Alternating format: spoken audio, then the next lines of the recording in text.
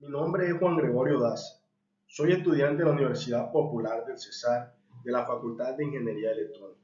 A continuación, les mostraré la línea de tiempo de la historia de la pedagogía. Bueno, la pedagogía inicia desde el año cero. Ha existido desde los comienzos de la humanidad.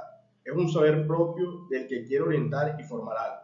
Las primeras ideas pedagógicas surgen con la comunidad primitiva, en el cual los padres le transmitían los saberes propios de esa época, técnicas y métodos para hacerse de provisiones. En el año 3000 a.C., en el Antiguo Oriente y la Grecia antigua, se empezó a formalizarse los métodos pedagógicos. Se encuentra una similitud entre esas dos culturas y se basaba en enseñar la religión y el mantenimiento de las tradiciones de los pueblos.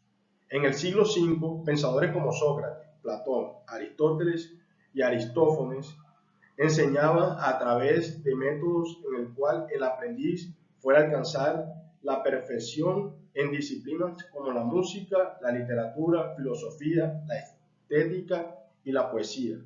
En el siglo VII, en esta época es donde se establece el papel de maestro-alumno, con Marco Fabio Quintiliano como el principal pedagogo romano. En esta época solo los reyes y los hijos de los nobles podían recibir la educación y los sacerdotes los únicos que la podían impartir. En el siglo XII, en la época feudal, surge la escolástica, la cual fue una corriente que tenía como objetivo reconciliar la creencia y la razón, la religión y la ciencia. Se crearon universidades donde se enseñaban los 7 artes liberales y el quehacer pedagógico de los docentes transcurría en el debate y las lecturas de conferencias. En el siglo XIV, el humanismo se originó bajo el liderazgo de varios pensadores: Francisco Reblais, Luis Vives, Tomás Moros, Vitorino de Feltre. Se oponían a la severidad de la disciplina eclesiástica y buscaban que el conocimiento fuera accesible a toda la humanidad. En el siglo XVI, la didáctica magna creada por Comenio inició la ciencia de la educación y genera conceptos metodológicos. En este libro se sientan las bases del proceso de enseñanza-aprendizaje por el que tienen que atravesar los infantes para adquirir los conocimientos del momento dentro de un contexto particular. Comenio fue considerado el padre de la pedagogía. En el siglo XVII y XVIII nace en Francia, fundada por San Ignacio de Loyola. En esta época es la escuela la primera institución social responsabilizada con la educación de todas las capas sociales. El concepto de pedagogía era el de inculcar la más estricta costumbre de la sumisión en los estudiantes, de esta forma garantizar los objetivos propuestos de ese momento histórico. La memoria jugaba un papel fundamental en la transmisión de saberes. En el siglo XVII, Juan Jacobo Rousseau fue gran precursor de una nueva pedagogía, fomentando cambios desde la indumentaria de los aprendices hasta el método educativo.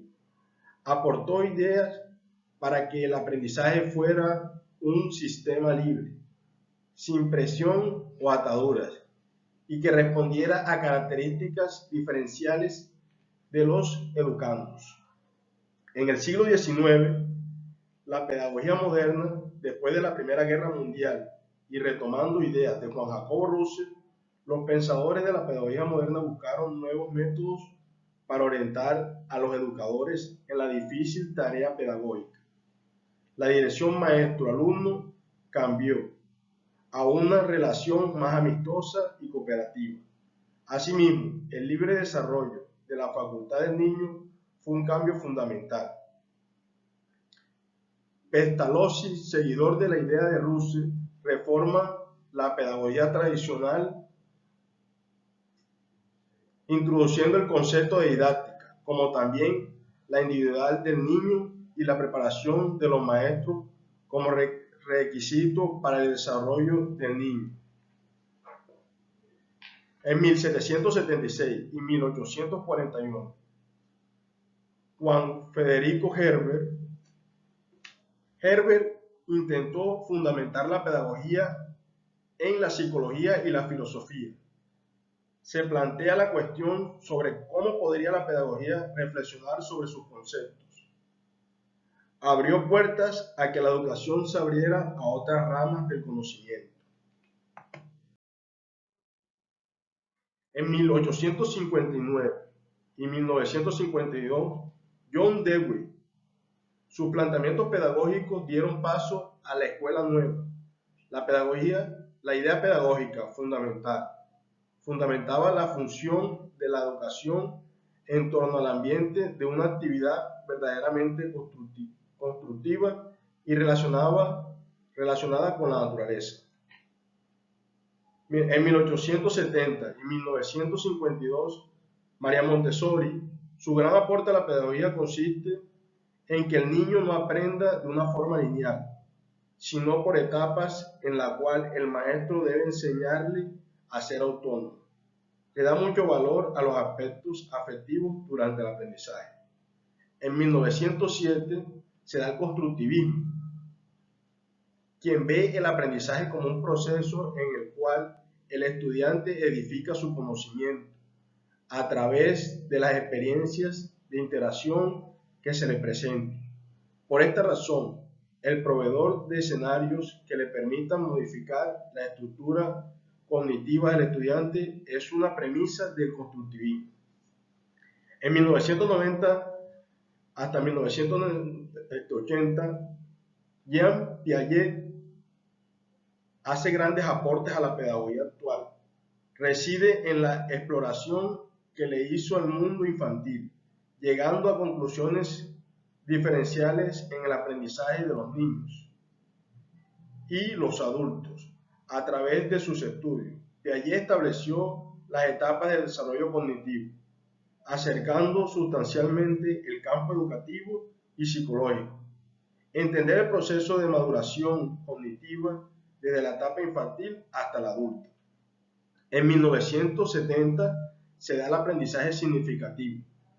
David Ausubel, máximo representante del aprendizaje significativo, sostiene la tesis que para entender la labor educativa es necesario tener en cuenta los elementos del proceso educativo, es decir, los profesores y su forma de enseñar, las estructuras de los conocimientos que conforman el currículo y el modo en que éste se produce, el contexto completo en que se desarrollan los procesos de enseñanza y aprendizaje. En el siglo XXI, las posibilidades que ofrece las TIC en el campo pedagógico son innumerables y no completamente estudiadas. Los nuevos escenarios de enseñanza y aprendizaje se están beneficiando constructiva y significativamente de las diferentes herramientas de la web 2.0 y están generando una gran reflexión a la actual pedagogía.